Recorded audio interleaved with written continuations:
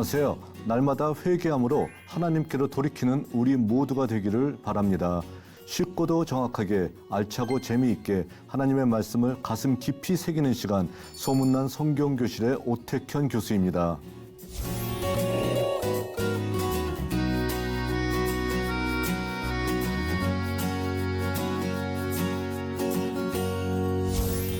지난 시간에 나눈 내용을 기억하시나요? 지난 시간에는 오므리와 북왕국의 번영에 대해서 살펴보았었습니다. 북왕국을 최고로 번영의 길에 올려놨던 오므리였었지만 역사가들이 봤을 때, 신명기 역사가의 입장에서 봤었을 때는 오므리 왕을 절대로 좋게 평가할 수 없었음을 저희들이 살펴보았었습니다. 오늘 나눌 내용은 제9강 아합과 이세벨에 대해서 설명을 해드리도록 하겠습니다. 아합은 가장 악한 왕이었었죠. 그런데 그 악한 왕 옆에 또 이세벨이 있음을 말미암아서 더욱 악해질 수밖에 없던 상황이었습니다.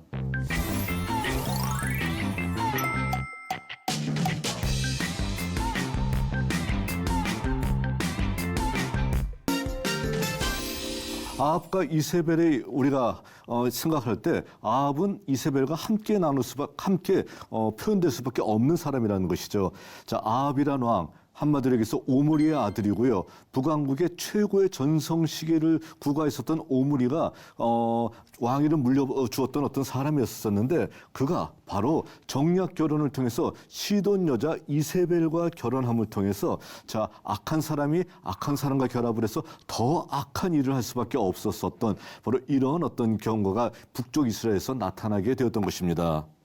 자, 아합 왕에 대해서 우리가 한번 살펴보도록 하죠. 아합 왕은 누구인가 했었을 때 아합 왕은 오므리의 아들입니다. 그러니까 한마디로 북왕국을 번영으로 이끌었던 오므리, 그리고 그의 아들이었었기 때문에 아합 왕도 어느 정도 능력은 갖춘 사람임에 분명합니다. 그래서 아합 왕 시절에도 북왕국의 번영이 계속되고 있음을 우리는 볼 수 있습니다. 그런데 그는 이렇게 좋은 어떤 상황 속에서 태어났었지만, 자, 하나님을 섬기는 데 대해서는 별로 관심이 없었던 것 같아요. 그래서 정략 결혼 정책으로 시돈 여자 이세벨과 결혼하게 됩니다.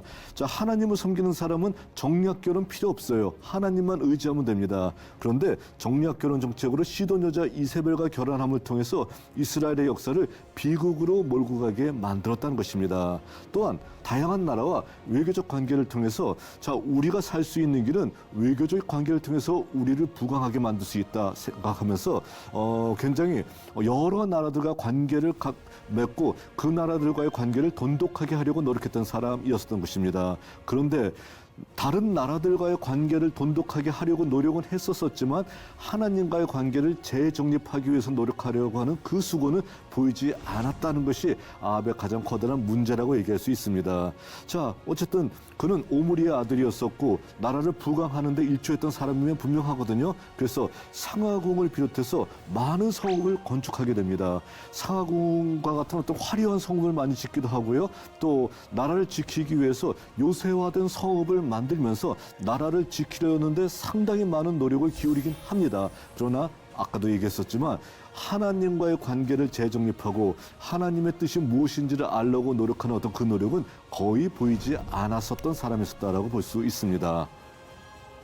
자, 상하궁 하게 되면 우리가 상하로 만든 궁인가? 라고 생각을 하겠죠. 아니, 그것이 아니라 무엇이냐면 상하로 장식한 궁을 얘기하고 있습니다. 상하는 굉장히 고가이잖아요. 고가이기 때문에 상하로 장식한 궁은 뭐 황금 보석 꾸민 집과 똑같이 굉장히 어떤 그 사치스러운 어떤 궁궐을 얘기할 때 그와 같이 표현하고 있죠. 자, 바로 사마리아에서 발견되었던 상하 문양입니다. 스핑크스 문양을 하고 있는 상하로 만든 문양인데, 이런 어떤 문양들로 저 벽면 전체를 한마디로 장식을 했던 것이죠. 그러니까 그곳에 가게 되면 여기가 너무도 고급스러운 어떤 궁이구나라는 것을 느낄 수 있을 정도로 굉장한 사치품인 바로 하나의 어떤 모양, 이 모양이 가득 차 있는 궁이 바로 상하궁이라고 얘기할 수 있습니다. 아합은 이런 상하궁을 짓고 여기 살았다라고 얘기하고 있습니다. 또한 여기는 어디냐면은 이스라엘 평원으로 들어가는 어떤 입구에 위치하고 있는 무깃도라 무기또라고 하는 곳이에요.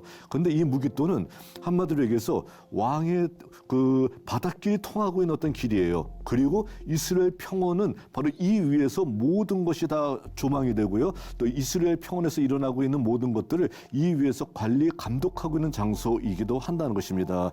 또 많은 사람들이 바닷길을 통해서 이집트로 갈 때 이곳 무기또에서 말에게 먹이도 주고요. 그리고 또 통행세를 내고 계속해서 바닷길로 가는, 한마디로 얘기해서 바닷길을 지키고 있는 어떤 요충지이다라고 얘기할 수 있는데, 자, 이곳을 솔로몬이 처음에 만들었는데 아합도 여기를 중건했어요. 그래서 여기를 더욱더 요새화 만들었다는 겁니다. 자, 그리고 현재 남아있는 어떤 유적들 가운데서 이쪽 부분은 무엇이냐면은 이쪽 부분에 아합이 만들었던 수로가 있어요. 그래서 이렇게 높은 곳에 위치하고 있기 때문에 이곳에 물이 나질 않아요. 그러니까 이 바깥에 있는 물을 끌어다가 성 안에서 그 물을 충당하는 어떤 그런 시설을 만들었는데, 그 시설이 현재까지도 남아 있다는 것입니다.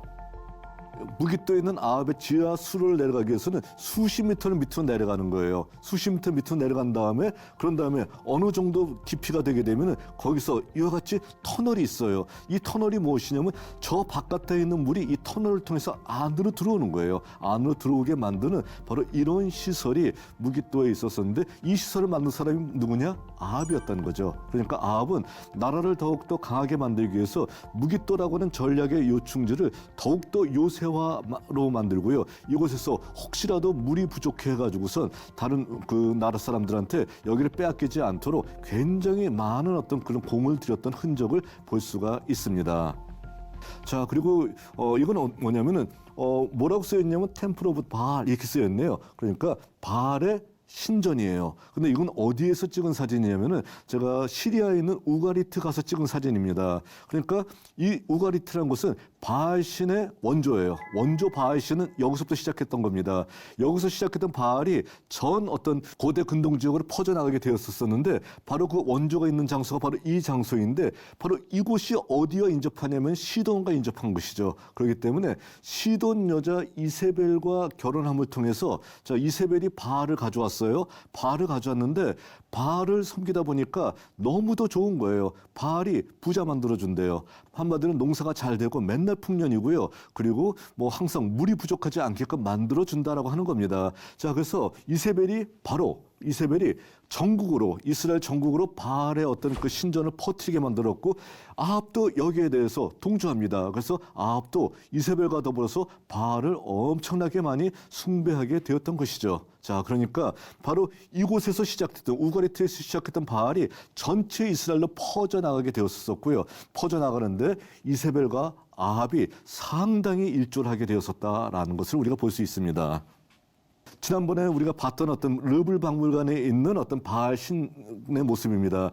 자, 황소는 신이 아니라 바알신의 발등상이에요. 자, 바알신이 황소를 딛고 올라가 있는데, 자, 여기 봤더니 삼지창 같은 것이 있어요. 뭘 얘기하냐면은 물을 주관한다라는 것을 나타내고 있다는 겁니다. 그러니까 하늘의 모든 비와 이슬, 그리고 흐르는 물, 모든 것들을 주관하는 것이 바로 바알 종교라는 겁니다. 바알신이 다 한다는 거예요. 그러니까 물을 주관하기 때문에 바알신을 잘 믿게 되면 어떻게 되는 겁니까? 농사가 잘 돼요. 그러니까 풍요의 종교가 된다라는 겁니다. 자, 그리고 물을 주관하는 농사의 신이기 때문에, 자, 가나안 지역에서는 농사 지으면서 사는 사람들이 대부분이잖아요. 그러니까 농사 지을 때 바알이 있음으로 말미암아서 얼마든지 우리가 부유하게 살 수 있다라고 생각을 하게 되었던 것이었었고요. 그리고 많은 북쪽 이스라엘 사람들은요, 여호와 하나님보다 오히려 바알을 훨씬 더 많이 섬겼다는 겁니다. 그래서 대중종교예요. 자, 우리 신께 예배드리러 가자라고 하게 되면은 여호와 하나님을 생각하는 것이 아니라 그들의 머릿속에서는 바알을 생각하고 있다는 것입니다. 그러니까 이것이 가장 커다란 문제였었다는 것입니다. 자, 그러니까 우리가 한번 예를 들어볼까요? 이스라엘 백성들이 에집트에서 나온 다음에 요단강을 건너가서 가나안을 정복하게 되잖아요. 여호수아 당시에. 그때 요단강을 가르고 그리고 그 땅을 건너가는 어떤 역사를 보이게 됩니다. 자, 왜 그랬을까요? 요단강도 주관하는 게 누구냐면 바알이라고 사람들은 생각하고 있는데 그것이 아니라 여호와 하나님이 바로 이 모든 물을 주관하신다라는 것을 보여주기 위해서 그렇게 했었다는 것입니다.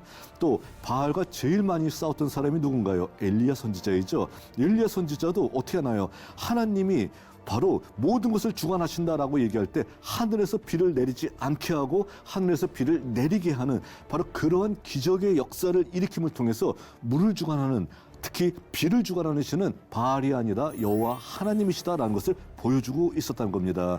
자, 그리고 엘리야의 제자인 엘리사도 어떻게 되나요? 여리고 성에 샘에서 쓴물이 나와요. 그랬더니 소금을 뿌려서 그 물을 단물로 만들고 그리고 다시 열매를 맺게 하잖아요. 뭘 얘기하는 걸까요? 이것도요. 바로 물을 주관하시는 여호와 하나님이시지 바알 아니야 라는 것을 얘기하고 있다는 겁니다. 또 우리가 엘리사의 이야기 보게 되면 금도끼, 은도끼 같은 것도 있죠. 뭐냐면은 선지자 생도가 도끼질을 하다가 도끼를 물속에 빠뜨려요. 빌려온 건데 큰일 났습니다 라고 얘기했을 때 어떻게 하나요? 선지자가 나뭇가지로 물 위에 이렇게 흔드니까 자, 쇠로 만든 도끼가 물 위에 떠오르는 역사가 나타나게 된다는 겁니다. 뭘 얘기하는 걸까요? 이거는요, 산신령 나타나서 도끼 돌려주는 역사일까요? 그것이 아니라 어떤 것을 얘기하고 있는 겁니까? 바로 물을 주관하는 신은 하나님이시다. 자, 쇠는 밑에 가라앉아야 되는데 떠오른다는 거예요. 자, 모든 자연의 이치를 거스르는 역사가 일어난다는 겁니다. 하나님께서 물을 주관하신다. 바알이 아니다라는 것을 자, 엘리사의 행위를 통해서 보여주고 있다는 것입니다. 이와 같이 선지자들은 바알 선지자에 대해서 또 바알 종교에 대해서 온몸으로 싸우고 또 이와 같이 간접적으로 물을 주관하시는 분이 하나님이시다라는 것을 알려주면서 바알 종교에 대항하고 있는 어떤 모습을 우리에게 보여주고 있다는 것입니다.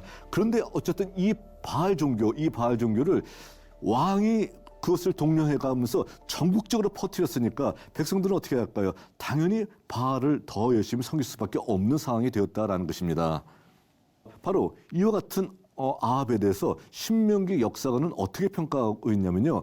이전에 모든 사람보다 더욱 악을 행했다라고 얘기하고 있습니다. 아합 이전에 있었던 모든 사람보다 다 아무리 어떤 악한 사람이라 할지라도 아합보다 악한 사람은 없어라고 평가하면서 이제는 모든 사람보다 악을 평가하고 있고요. 또 북쪽 이스라엘 왕 가운데서 제일 악한 왕이 느바세 아들 여로보암이라고 얘기했는데 자, 어떻게 평가하고 있냐면 느바세 아들 여로보암의 죄를 가볍게 여겼다. 자, 그러니까 여로보암도 아합에 비하면은 죄가 가벼울 정도로 정말로 아합은 어마어마한 죄를 졌어라고 표현하고 있습니다. 자, 그러면서 그는 바알 신전을 건축합니다. 자, 그러니까 바알 신을 섬기는 것에서 끝나지 않고 바알 신전을 건축하고요. 또 아세라 목상을 만듭니다. 이것을 만들면 통해서 한마디로 북쪽 이스라엘 전체를 바알과 아세라의 소굴로 만들어 버리려고 하는 이러한 잘못을 저지르고 있었다라는 것입니다. 이랬을 때, 자, 이런 왕에 대해서 아무도 저항하지 않았다라고 하게 되면은 그 역사는 너무도 슬픈 역사가 될 수밖에 없을 거예요. 그런데 이런 어떤 상황에 대해서, 이런 아합 왕과 이세벨에 대해서 온몸 바쳐서 저항했던 멋진 선지자가 있었다는 것, 이것은 우리들에게 있어서 너무도 자랑스러운 역사라고 얘기할 수 있을 것 같습니다. 자, 갈멜산에 있는 엘리야의 동상입니다. 엘리야의 동상인데 어떻게 하고 있나요? 칼이 굽어진 것 같아요. 자, 왜 굽어졌을까요? 자, 칼이 굽어진 가장 큰 이유는 바로 이곳에서 바알 선지자 450명, 아세라 선지자 400명과 더불어서 싸우잖아요. 싸운 다음에 자, 하늘에서 불을 떨어뜨리고 또 하늘에서 비를 오게 함으로 말미암아서 하나님의 놀라운 역사를 이룹니다. 그리고 바알 선자를 다 붙잡아다가 기송강가에서 목을 쳐서 죽이는 어떤 역사가 벌어지게 돼 있죠. 하도 목을 많이 쳐서 칼이 휘어졌다라고 합니다. 자, 그런 정도로 자, 갈멜산에서의 엘리야의 싸움이라고 하는 것은 너무도 멋진 싸움이었었다라는 것입니다. 자, 그러나 바로 엘리야가 갈멜산에서 승리한 그 다음날 이세벨이 칼을 들어서 엘리야를 잡으려고 했었을 때 아무도 엘리야를 따르지 않아서 엘리야는 정말 절망 끝에 자, 도망가게 되고요. 도망가서 어떻게 되나요? 자, 광야에서 사흘을 갖게 됩니다. 사흘을 가게 되고 로뎀나무 곁에 누워서 하나님 앞에 자기 생명을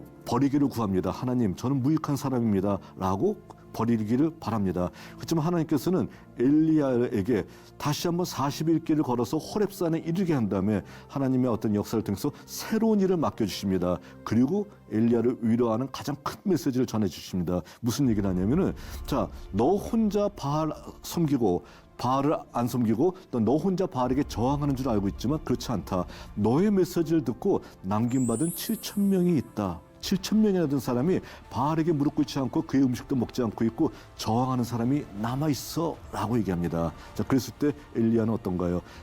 용기 100배하고요. 다시는 절망하는 모습을 보이지 않고 계속해서 아합과 싸우는 어떤 모습을 보여주고 있다는 것입니다. 자, 이와 같이 엘리야가 바알과 더불어서 싸우고 있는 와중 속에서 자, 아합은 더 악한 행동을 하게 됩니다. 어떤 행동을 하게 되냐면 나봇의 포도원을 빼앗고 나봇을 죽인 사건이 벌어지게 됐다는 거예요. 자, 나봇이라는 사람이 있습니다. 그가 이스르엘 지역에 포도원이 있습니다. 자, 그럴 때 여러분들이 이렇게 보여준 이 사진이 어디냐면 바로 이스라엘 평원 지역이에요. 이스라엘 평원 지역이고, 이스라엘 평원 지역은 여기가 다볼산, 여기가 모레산, 그리고 사진을 찍고 있는 이쪽이 바로 길보아산이 있는 곳입니다. 자, 세 개의 산이 볼떡볼떡 솟아있고 나머지는 평원으로 이루어져 있습니다. 자, 한번 보셨을 때 어떤가요? 여기가 굉장히 곡창지대 같습니까? 황량한 지대 같습니까? 딱 보더라도 여기는 이스라엘 최고의 곡창지대예요. 정말 여기는 가장 한마디로 여기서 이스라엘의 모든 그 식량의 대부분을 여기서 만들 정도로 정말로 곡창지대이고 오늘날에도 최고의 곡창지역 중에 하나입니다. 자, 이곳에 이스라엘 지역에 나봇이 포도원이 있는데 바로 이 정도에 위치하고 있습니다. 그러니까 어떻게 된 거예요? 정말로 좋은 땅이에요. 그런데 이스라엘 사람들한테 야, 사마리아에서 살래? 이스라엘 지역에서 살래? 하게 되면 어디 산다라고 하게 되면 나 사마리아에서 살 거야 라고 얘기해요. 이유는 뭘까요? 여기가 정말 좋은 땅이지만 평평해요. 낮은 지역입니다. 그렇기 때문에 외적들이 수시로 들끓어요. 그렇기 때문에 여기는 별로 좋은 땅이라고 생각을 하지 않고 있었다는 것입니다. 자, 그런데 여기에 바로 나봇이 포도원을 가지고 있어요. 그리고 여기는 조상 대대로부터 내려오는 어떤 그런 포도원이었다는 겁니다. 자, 바로 이런 포도원을 자, 너무 좋아요. 왕을 생각하긴 어떻게 생각하냐면 여기는 나라면 지킬 수 있어. 그러니까 이 포도원 가졌으면 좋겠어 얘기합니다. 그러면서 나봇에게 포도원을 달라 얘기했더니 나봇이 여기는 조상 대대로 내려온 곳이기 때문에 드릴 수 없어요. 이거는 왕이라고 해도 안 줄 수 없습니다. 얘기합니다. 그러니까 아합이 정말 마음의 상심이 돼가지고서 그냥 끙끙 앓고 있습니다. 이럴 때 이세벨이 나섭니다. 그래서 어떻게 하냐면은 나봇을 자, 잔치의 가장 높은 자리에 앉힌 다음에 비류들, 좀 약간 깡패들이라고 얘기할 수 있겠죠. 깡패들을 불러다가 어떻게 하냐면은 이 나봇이라는 사람이 하나님 욕하고 왕을 욕했다라고 거짓으로 무고하게 됩니다. 그래서 사람들은 진짜 그런 줄 알고 나봇을 데려다가 돌로 쳐 죽입니다. 그리고 이 지역을 차지하게 됐던 거예요. 왕이 자기의 권력을 가지고 바로 그 백성들의 포도원을 빼앗는 이러한 사건이 벌어지게 됐다는 겁니다. 자, 이런 것은 어떻게 될까요? 신명기 역사는 사랑과 정의의 공동체를 이루며 살아라라고 강조하고 있죠. 그리고 과부, 고아, 나그네, 사회적으로 가장 약자들을 도와줘야 된다라고 강조하고 있습니다. 그리고 왕이 가장 낮은 사람의 것을 함부로 빼앗는다라게 되면 용서할 수 없어라는 바로 이런 어떤 원칙도 얘기하고 있습니다. 아합이 딱 여기에 걸렸던 겁니다. 그래서 하나님의 커다란 분노를 자아내게 됩니다. 사랑과 정의의 공동체의 원칙을 커다랗게 어긴 잘못을 아합이 저질렀다는 거예요. 자, 그랬을 때 바로 이런 문제는 다윗도 예외 없이 이것을 가지고선 약자의 것을 빼앗아 책망을 받았던 적 있었잖아요. 어떤 경우가 있었나요? 햇사람 우리아의 아내 밧세바를 취했던 것. 자, 햇사람은 히타이트 사람이에요. 이스라엘의 용병으로 와 있는 사람입니다. 자, 나그네였었던 거예요. 나그네의 아내를 빼앗고 나그네를 죽인 사지로 몰아넣어서 사실상 살인을 저질렀던 바로 이런 잘못을 다윗도 저질렀다는 겁니다. 어떻게 했었나요? 너는 은밀하게 이런 일을 행했지만 너 주변의 사람들은 백주의 이와 같은 일을 당할 것이다 라고 얘기하면서 훗날 압살롬에 의해서 정말 맨발로 도주하게 만드는 바로 이런 어떤 환란을 당하게 했었던 큰 심판을 받았었던 역사를 기억할 것입니다. 자, 그러니까 바로 이런 약자를 괴롭혔던 아합에 대해서 하나님은 용서하지 않고 누구를 다시 보내셨냐면은 엘리야를 다시 보냈습니다. 그리고 엘리야가 선포합니다.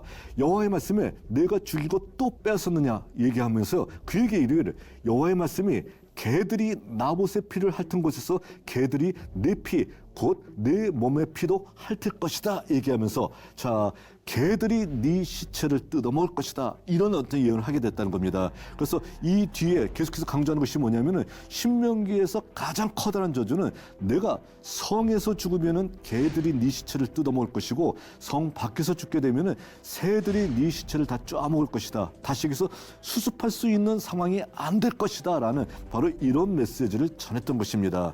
자, 그러니까 한마디로 무시무시한 저주를 외쳤던 거예요. 자, 그러니까 우상 숭배할 때보다 더 무시무시한 저주가 외쳐졌다라는 겁니다. 그러니까 오늘날에도 하나님이 정말 싫어하는 것은 어떤 행동일까요? 약자를 괴롭히는 거예요. 자, 그럼 거꾸로 얘기해서 하나님께서 제일 기뻐하시는 행동은 무엇일까요? 약자를 보듬는 행동인 것입니다. 자, 해 아래 압박이 있는 곳에는 주님이 거기 반드시 계십니다. 그렇기 때문에 바로 주님이 계신 그곳에 그 팔로 막아주시는 그곳에 우리가 가서 그들을 보듬어 준다 하게 되면 주님께서 제일 기뻐하시는 일을 우리가 행했다라고 분명하게 얘기할 수 있다는 것입니다. 자, 아합은 이렇게 잘못을 했었을 때 엄청난 무시무시한 저주를 받게 되었다는 겁니다. 엘리야의 선포를 아합이 들었어요. 자, 아합이 회개했을까요? 우린 한번 생각하지 않을 수 없다는 겁니다. 자, 아합은 회개해서는 안 될 안 같아 보이지 않나요? 아합이 이런 상황 속에서 회개했을까요? 안 했을까요? 아합같이 악한 사람은 회개로 용서에 이르지 못하고 파멸의 길로 가는 것이 마땅하다는 것이 우리의 생각 아닌가요? 자, 그러니까 바로 이와 같이 아합은 절대로 회개해서는 안 돼라고 우리가 만일 생각한다라고 하게 되면은 하나님이 재판관이 아니라 우리가 재판관의 위치에 서는 것입니다. 절대로 그래서는 안 된다라는 거예요. 근데 우리는 스스로 생각하는 거예요. 아합이 회개를 해? 절대로 아합은 회개할 사람이 아닌데 절대로 해서는 안 돼라고 우리가 스스로 성경에 나와 있는 메시지도 우리가 눈 감고 보지 않으면서 아합은 정말 망에 마땅한 사람이다라고 생각하는 경우가 있다는 것입니다. 그런데 아합이 회개를 했습니다. 자, 열왕기상 21장 27절에 의하면은 아합이 이 모든 말씀을 들을 때 그의 옷을 찢고 회개할 때 찢잖아요. 굵은 배로 몸을 동이고 자, 회개할 때 하는 행동이잖아요. 금식하고 굵은 배에 누우며 또 풀이 죽어 다니더라라고 얘기하고 있습니다. 자, 이 정도면 회개한 것 아닌가요? 이렇게 회개를 한 역사가 일어났다는 것입니다. 자, 아까 하나님의 선지자가 너 분명하게 나봇이라고 하는 어떤 그 약자, 너의 백성의 어떤 그 포도원을 빼앗기 위해서 그를 음해했었고 그를 죽이면서 자, 너희가 정말 악한 행동을 했었다. 용서할 수 없어라고 얘기했었을 때 하나님의 선포를 들었던 아합은요 이와 같이 회개를 했다는 것입니다. 놀라운 역사예요. 얘기하면서 회개를 하니까 하나님은 어떻게 하시나요? 그러면요 너 회개해도 소용없어. 한번 내가 너 분노한 것은 끝이야. 너는 반드시 망해야 돼. 라고 얘기하셨나요? 아니, 절대 그렇게 얘기하잖아요. 자, 아합이 내 앞에서 겸비함을 내가 보느냐? 그가 내 앞에서 겸비함으로 내가 재앙을 저의 시대에는 내리지 아니할 것이다. 라고 얘기하고 있습니다. 그가 회개하니까 하나님께서 용서하십니다. 또 그의 아들의 시대에야 그의 집에 재앙을 내리리라 하셨더라. 얘기하고 있습니다. 그러니까 그가 회개한 모습을 보면서 그래, 저 정도면 괜찮아. 내가 그 재앙을 바로 아합 시대에 내리지 않을 것이야 라고 하나님이 용서하셨다는 겁니다. 그러니까 정말로 회개라고 하는 것이 놀라운 역사가 일어난다라는 것을 우리가 알 수 있다는 겁니다. 그러니까 우리도 언제나 어떻게 되는 거예요? 잘못한 것을 알게 되면 하나님 잘못했습니다. 용서해 주세요라고 회개하는 것이 중요한 것이지 사람 앞에서나 하나님 앞에서나 끝까지 버티는 거. 자, 요즘 시대에는 사람들이 아주 못된 버릇이 있어서 끝까지 버티는 걸 굉장히 좋아하는데 그래서는 안 된다라는 거예요. 자, 하나님 앞에 겸비하면은 아합이라 할지라도 하나님께서는 용서해 주시는 이런 역사가 일어나게 됐다는 겁니다. 자, 그래서 훗날 어떤 일이 벌어지냐면 아합은 길르앗 라못 전투에서 패배해서 전사하게 됩니다. 자, 그러나 그의 회개로 말미암아서 하나님은 약속대로 그를 왕실에 장사시켜 줍니다. 자, 어떻게 했나? 처음에 엘리야가 선포는 뭐예요? 성 바깥에서 죽으면 새들이 쪼아먹는다. 네 시체에 수습할 사람이 없다라고 얘기했는데 회개한 거예요. 회개하니까 길르앗 라못 전투에서 패배하고 전사하긴 하지만 어떻게 되는 겁니까? 하나님께서 회개로 말미암은 약속으로 말미암아서 왕실에서 장사하게 해주십니다. 자, 그런데 회개하지 않았던 이세벨은 어떻게 되나요? 이세벨은 예후의 반란 때에 처단됩니다. 어떻게 처단되냐면은 그 성문 위에서 떠들고 있는 그 이세벨을 그 안에 있는 사람들이 들어서 밖에 던져버립니다. 던져버리고 그리고 시체 그래도 아무리 그래도 그 왕후였던 사람인데 시체를 한번 수습해라라고 예후가 뒤늦게 사람을 보냈었지만 뒤늦게 사람을 보냈을 때 그의 손바닥, 발바닥, 머리밖에 남지 않고 다 개들이 뜯어먹은 어떤 역사가 벌어지게 됐던 것이죠. 자, 그러니까 한마디로 그의 시신을 개들에게 뜯김을 당하는 바로 이러한 하나님의 어떤 그런 멸망의 어떤 그 심판을 받게 되었다라는 것입니다.